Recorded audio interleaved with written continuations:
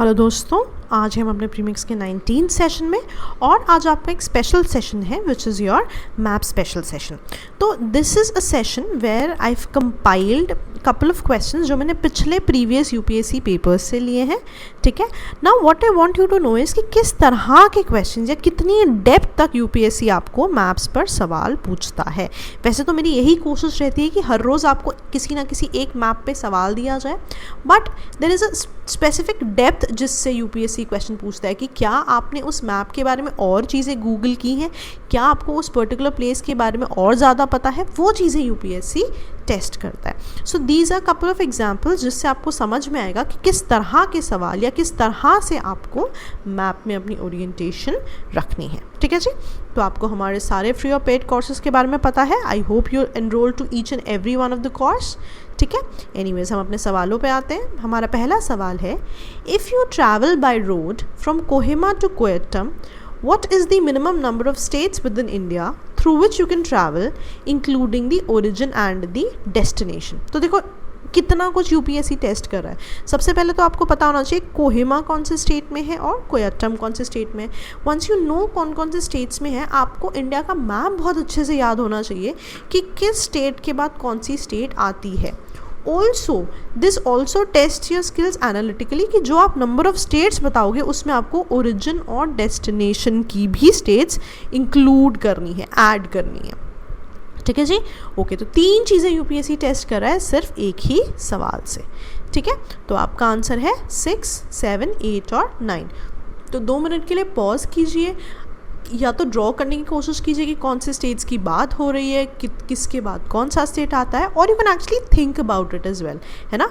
और आपका आंसर है 7। तो I have given you the map here, you can actually see कि कोयट्टम और कोहिमा कहाँ कहाँ पर है ना। नागालैंड और केरला की बात हो रही है, तो बीच में कौन कौन से स्टेट्स आ रहे हैं, शॉर्टेस्ट रूट के लिए कितने स्टेट्स बनेंगे, और ध्यान दीजिएगा ओरिजिन और एंड वाले स्टेट को भी काउंट करके हमें आंसर देना है। ठीक है जी, okay. So which of the following countries of Southwest Asia do not open out to the Mediterranean Sea? तो सबसे पहले तो आपको पता होना चाहिए मेडिटेरेनियन सी कहाँ है, फिर आपको पता होना चाहिए कि उसके आसपास की कंट्रीज़ कौन कौन सी हैं जो कि open out to Mediterranean C.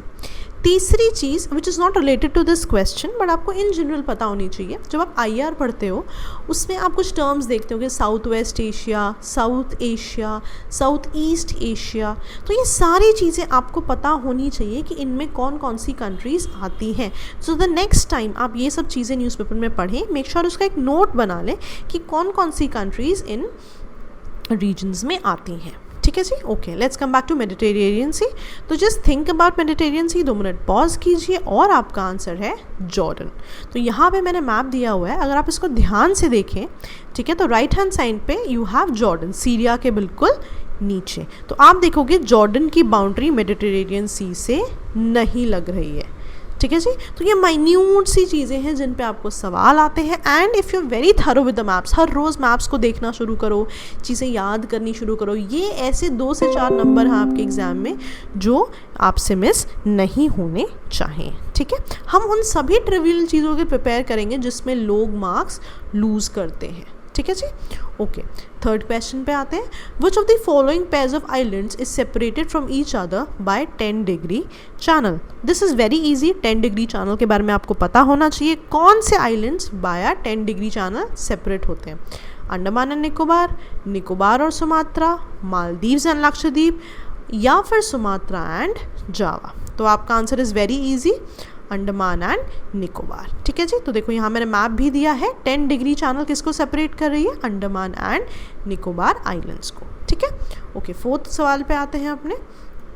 Turkey is located between Black Sea and Caspian Sea, Black Sea and Mediterranean Sea, Gulf of Suez and Mediterranean Sea, and Gulf of Aqaba and Dead Sea. तो आपको पता होना चाहिए कि Turkey किन दोनों के बीच में आता है। टर्की, ISIS, ये सब, या कर्ड्स, या ईरान, इराक, ये सब ऐसे रीजन्स हैं जो हमेशा इन न्यूज़ रहते हैं। तो ऐसे रीजन्स जो हमेशा इन न्यूज़ रहें, या ऐसे रीजन्स जहाँ पे हमारे प्रधानमंत्री जी जाते रहते हैं, उन रीजन्स की जोग्राफ़ी, उन रीजन्स की नदियाँ, पहाड़, उनके आसपास की कंट्रीज़, उन सब चीज़ों के बारे में आपको कॉन्स्टेंटली डेटा कलेक्ट करते रहना है। ठीक है जी। तो यहाँ आपका आंसर क्या है, Turkey is located between Black Sea and Mediterranean Sea. तो यहाँ पे देखिए आप ध्यान से, टर्की कौन सी 2 सीज़ के बीच में आ रहा है, ब्लैक सी एंड मेडिटेरेनियन सी। ठीक है जी, ओके। 5th सवाल, What is the correct sequence of occurrence of following cities in Southeast Asia as one proceeds from south to north? सबसे पहले इन जनरल आपको पता होना चाहिए कि कौन सी कंट्रीज साउथ ईस्ट एशिया में आती हैं, ठीक है। And then you have to arrange them from south to north, नीचे से ऊपर की तरफ उनको अरेंज करना है।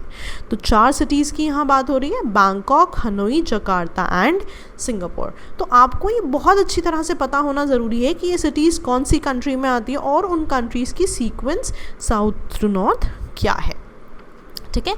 तो आपके ऑप्शंस हैं 4213, 3241, 3412, 4321 and your answer is C 3412। Jakarta सबसे नीचे, जकार्ता के ऊपर सिंगापुर, सिंगापुर के ऊपर बैंकॉक, बैंकॉक में सबसे ऊपर इसके बाद कौन सा है, हनोई। तो मैंने आपको मैप दिया है, locate the cities here and right it down कि कौन सी सिटी कहाँ पर है। तो आप देख रहे हो, any important city is again important for you. सबसे पहले तो आपको पता होना चाहिए कि ये सिटी कौन सी कंट्री में आती है, और उसके बाद आपको कंट्री का सीक्वेंस पता होना चाहिए। तो देख रहे हो, 2 चीज़ें टेस्ट कर रहा है UPSC. First of all city कौन सी कंट्री में है और कंट्री का सीक्वेंस नीचे से ऊपर की तरफ क्या है, राइट। तो 1 क्वेश्चन एंड 2 कॉन्सेप्ट्स टेस्ट करना। तो आप देख रहे हो, इतनी ही डेप्थ में आपको क्वेश्चंस आने की प्रोबेबिलिटी रहती है। तो ये सेशन बनाया ही इसलिए गया है सो दैट आपकी ओरिएंटेशन बन जाए कि किस तरह से अब आपने आगे से मैप को देखना है, ठीक है जी, okay. So I have also given you 2 bonus questions. पहला क्वेश्चन है, कंसिडर द फॉलोइंग पेयर्स, ठीक है, national park and the river flowing through the park. तो यूजुअली हम नेशनल पार्क पढ़ लेते हैं, कहाँ है, कौन सी स्टेट में है, टाइगर रिजर्व पढ़ लेते हैं, बट हम यूजुअली उनमें बहुत ज़्यादा विकीपीडिया पे नहीं जाते हैं कि कौन सी नदियाँ उस पार्क से बहनी है, कौन से पहाड़ है वहाँ पे, या कौन सी स्पेसिफिक स्पीशीज़ है जो वहाँ उससे एसोसिएटेड है। इन सब चीज़ों पे आजकल बहुत ज़्यादा सवाल आ रहे हैं। जैसे यूपीएससी ने यहाँ पे नेशनल पार्क दिया हुआ है और कौन सी रिवर उस नेशनल पार्क से फ्लो कर रही है उसके बारे में पूछा हुआ है। तो आपका ऑप्शंस क्या क्या है, क्या कॉर्बेट नेशनल पार्क से गंगा रिवर पार्क होती है, क्या काजीरंगा नेशनल पार्क से मनास रिवर पास होती है, क्या साइलेंट वैली नेशनल पार्क से कावेरी रिवर पास होती है।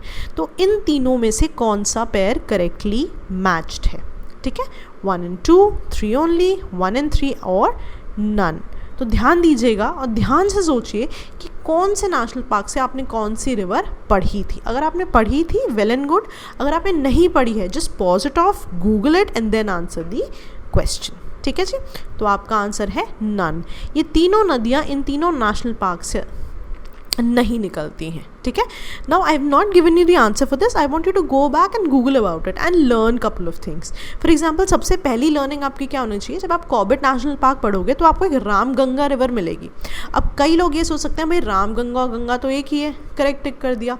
बिल्कुल भी नहीं, Ramganga river is a tributary of Ganga. तो यहाँ पे क्या होना चाहिए था, रामगंगा होना चाहिए था, गंगा नहीं हो सकता। अगर किसी रिवर की ट्रिब्यूटरी कहीं से पास कर रही है तो ट्रिब्यूटरी का नाम आएगा, ना कि एक्चुअल प्रिंसिपल रिवर का, ठीक है जी, ओके। तो जस्ट गूगल इट। जितने भी आपने नेशनल पार्क्स पढ़े हैं, इवेंचुअली उनके बारे में हर रोज़ विकीपीडिया पे पढ़ते जाइए और चीज़ें ऐड करते जाइए, ठीक है, okay.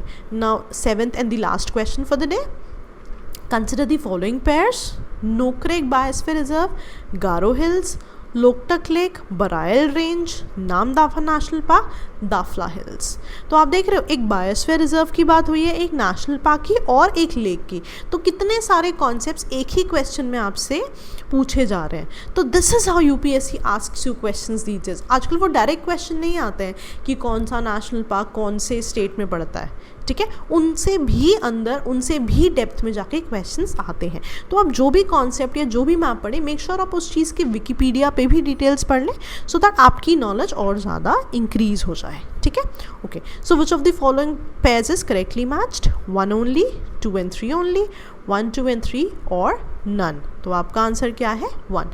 No correct biosphere reserve के साथ कौन सी हिल्स एसोसिएटेड है, गारो हिल्स एसोसिएटेड है। ठीक है जी, आई होप इससे आपको थोड़ा सा इंसाइट मिल गया होगा कि किस तरह से आपकी ओरिएंटेशन होनी चाहिए मैप्स पे। अब आपको पूरा साल इसी के हिसाब से प्रिपेयर करना है। मेरी यही कोशिश रहेगी कि हर 1-2 वीक में कोई ना कोई एक स्पेशल सेशन निकाला जाए, ताकि आपको थोड़ा सा आइडिया हो जाए कि उन सवालों पे या उन पर्टिकुलर टॉपिक पे किस तरह के सवाल आते हैं। ठीक है जी, ओके। सो आज का कोट क्या है, there is no substitute for hard work. ठीक है, जितना आप हार्ड वर्क करेंगे, जितना आप मेहनत करेंगे, जितना आप चीज़ों को गूगल करेंगे, उनके बारे में विकिपीडिया पे पढ़ेंगे, जितनी आपकी इन डेप्थ नॉलेज होगी, उतना ही आपको यूपीएससी क्लियर करने में आसानी होगी and it will be easier for you to become IAS IPS officers या जो भी आप कार्डर चाहते हैं। ठीक है, मेहनत करते रहिए, sleepy classes will also help you और वील गेट यू रिजल्ट्स जब भी आपका एग्ज़ाम हो। ठीक है जी, ओके, चलो ऑल द बेस्ट दोस्तों, बाय बाय।